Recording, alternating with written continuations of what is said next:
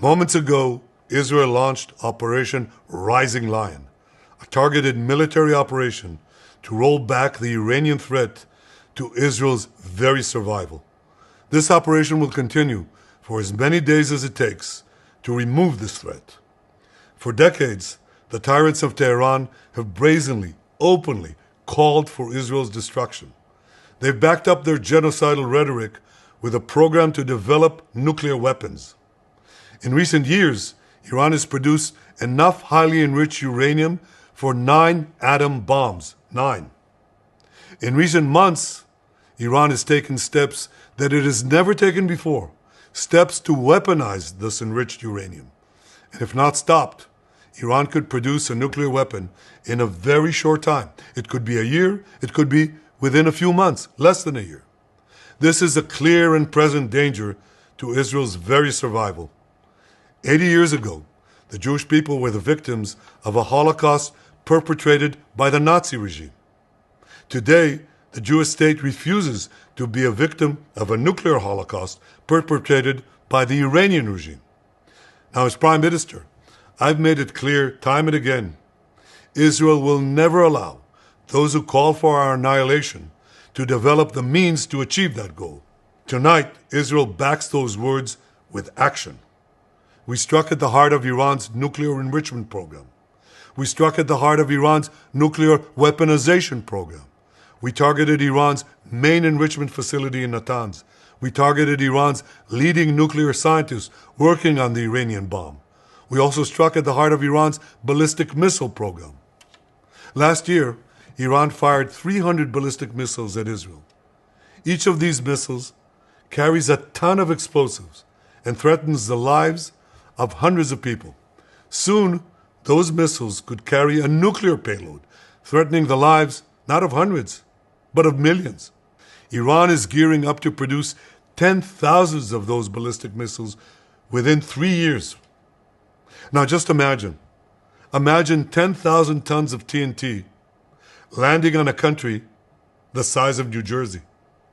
This is an intolerable threat. It too must be stopped. Iran is now working on what it calls the new plan to destroy Israel. You see, the old plan failed. Iran and its proxies tried to encircle Israel with a ring of fire and to attack us with the horrible attack of October 7th. But the people of Israel, the soldiers of Israel, rose like lions to defend our country. We crushed Hamas, we devastated Hezbollah, we hit Iranian proxies in Syria and Yemen.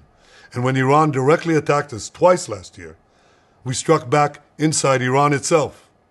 Yet in defending ourselves, we also defend others. We defend our Arab neighbors. They too have suffered from Iran's campaign of chaos and carnage. Our actions against Iran's proxy Hezbollah led to the establishment of a new government in Lebanon and the collapse of Assad's murderous regime in Syria. The peoples of those two countries now have a chance for a different future, a better future. So too do the brave people of Iran, and I have a message for them. Our fight is not with you. Our fight is with the brutal dictatorship that has oppressed you for 46 years. I believe that the day of your liberation is near. And when that happens, the great friendship between our two ancient peoples will flourish once again. I want to assure the civilized world, we will not let the world's most dangerous regime get the world's most dangerous weapons. And Iran plans to give those weapons, nuclear weapons, to its terrorist proxies. That would make the nightmare of nuclear terrorism all too real. The increasing range of Iran's ballistic missiles would bring that nuclear nightmare to the cities of Europe and eventually to America. Remember, Iran calls Israel the small Satan. It calls America the great Satan. And this is why for decades, it's led millions in the chants of death to Israel and death to America. Today, Israel is responding to those genocidal calls with action and with a call of our own. Long live Israel and long live America. Our action will help make the world a much safer place. I want to thank President Trump for his leadership in confronting Iran's nuclear weapons program. He has made clear time and again that Iran cannot have a nuclear enrichment program. Today, it is clear that Iran is just buying for time. It refuses to agree to this basic requirement of peaceful nations. That is why we have no choice but to act, and act now. The hardest decision any leader has to make is to thwart a danger before it is fully materialized. Nearly a century ago, facing the Nazis, a generation of leaders failed to act in time. They were paralyzed by the horrors of World War I. They were determined to avoid war at all costs, and they got the worst war ever. They adopted a policy of appeasement. They closed their eyes and ears to all the warning signs. That failure to act resulted in World War II, the deadliest war in history. It claimed the lives of 60 million, including 6 million Jews, a third of my people. After that war, the Jewish people and the Jewish state vowed, never again. Well, never again is now. Today, Israel has shown that we have learned the lessons of history. When enemies vow to destroy you, believe them. When enemies build weapons of mass death, stop them. As the Bible teaches us, when someone comes to kill you, rise and act first. This is exactly what Israel has done today.